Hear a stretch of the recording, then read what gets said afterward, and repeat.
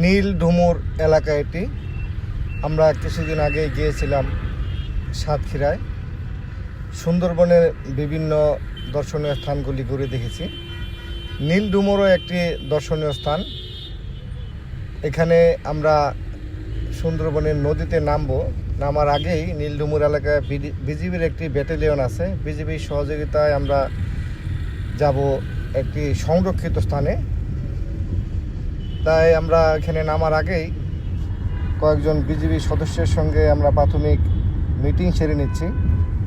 এখানে যাদেরকে দেখতে পাচ্ছেন তারা সবাই মূলত সাংবাদিক, মূলত ক্রাইম রিপোর্টার। কয়েকজন বিজিবি সদস্যও আছে।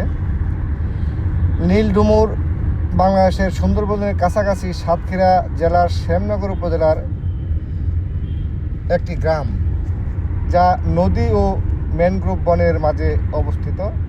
এটি ভ্রমণ এবং সুন্দরবনের বন্যজীবনের